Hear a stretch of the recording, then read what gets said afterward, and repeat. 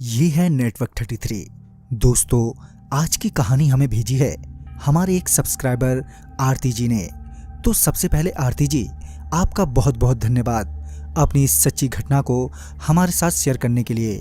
दोस्तों, आपको बता दें, वैसे तो आरती जी ने ये कहानी हमारे ही दूसरे यूट्यूब चैनल इंडार्क पर पोस्ट की थी, मगर हमें ये कहानी इतनी पसंद आई कि हम इस कहानी को आज नेटवर्क 33 पर पब्लिश कर रहे हैं। तो चलिए बढ़ते हैं आरती जी की कहानी की ओर।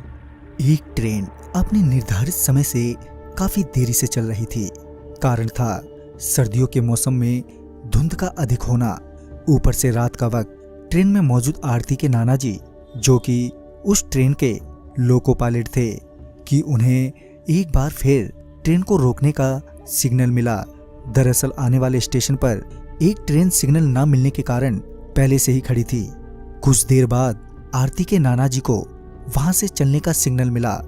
तभी उन्होंने ट्रेन का इंजन स्टार्ट किया और चलने से पहले चेतावनी के तौर पर ट्रेन का हॉर्न बजाया, ताकि अगर कोई भी ट्रेन की पटरी के आसपास हो या पटरी पर हो तो वो वहां से हट जाए। 3 बार हॉर्न देने के बाद वो आगे बस चलने ही वाले थे कि उनकी नजर सामने पटरियों पर गई, जहां उन्होंने देखा कि पटरियों पर कोई लेटा हुआ है। यूं तो धुंध की वजह से कुछ साफ साफ नहीं दिख रहा था, मगर ट्रेन की लाइट से पता चल रहा था कि कोई तो है जो सफेद कपड़े पहने पटरियों पर लेटा है। आरती के नाना जी उसे वहां देखकर हैरान थे। कायदे से तो उसे अब तक हॉर्न की आवाज सुनने के बाद पटरियों से हट जाना चाहिए था, मगर वो तो अपनी जगह से टस से मस ही नहीं हो रहा था। आरती के नाना जी ने ट्रेन के विंडो से उसे आवाज देते हुए कहा, अरे भाई, हॉर्न की आवाज सुनाई नहीं दे रही क्या? चलो अब हट भी जाओ पटरियों से। मगर उनके कई बार कहने के बावजूद भी वो वहीं ज्यों का त्यों ही पड़ा रहा। अब आरती के नाना जी को गुस्सा आने लगा था। वो मन ही मन सोच रहे थे कि कैसा आदमी है ये, इतनी तेज हॉर्न की आवाज से भी इसे कुछ फर्क नहीं पड़ा। वो ये सोचते हुए ट्रेन से नीचे उतरे और वो उसकी ओर बढ़े। जब आरती के नाना जी उसके करीब पहुंचे तो उन्हें पता चला कि वो एक 15 से 16 साल तक का लड़का है। आरती के नाना जी ने फिर से उस लड़के से कहा, तुम्हें मेरी ही ट्रेन मिली है मरने के लिए? ये बोलते हुए आरती के नाना जी आगे बढ़ ही रहे थे कि वो लड़का एकदम से खड़ा हो गया।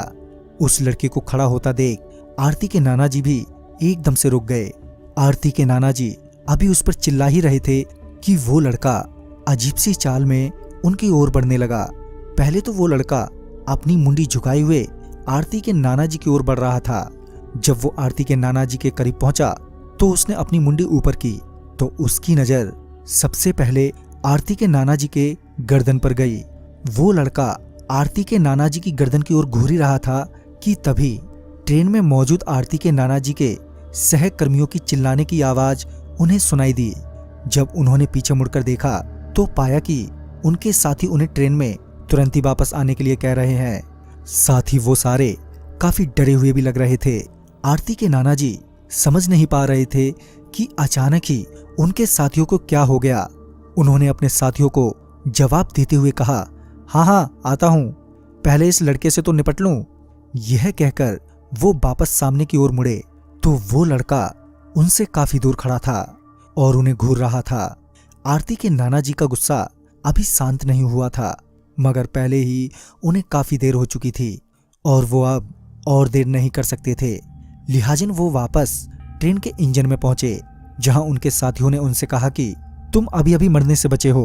वो कोई लड़का नहीं था, तुमने शायद उसके पैरों को ध्यान से नहीं देखा। उस लड़के के पैर उल्टे थे। अपने साथियों की बात सुनने के बाद वो एकदम से सदमे में आ गए। तभी उन्होंने मामले की गंभीरता को समझते हुए तुरंत ही ट्रेन स्टार्ट की और वो वहां से निकल गए। मगर रास्ते भर उनके मन में एक ही ख्याल आ रहा था कि वो तो मुझे कुछ भी कर सकता था। तभी उन्हें ध्यान आया कि वो लड़का उनकी गर्दन की तरफ देख रहा था। फिर जब उन्होंने अपनी गर्दन पर हाथ फेरा तो उन्होंने पाया कि उन्होंने अपने गले में बजरंगबली का एक लॉकेट पहना हुआ है। तभी उन्हें एहसास हुआ कि शायद उनकी जान बजरंगबली की वजह से बच गई। तो दोस्तों, इस कहानी में बस इतना ही। अगर आपके पास भी आरती जी की तरह ऐसी कहानियां हैं तो हमारे साथ शेयर करना ना भूलें। तो मैं आपका दोस्त राजकुमार जल्द ही मिलूंगा। शायद आप ही की भेजी हुई एक नई कहानी के साथ। तो तब तक के लिए बाय एंड टेक केयर।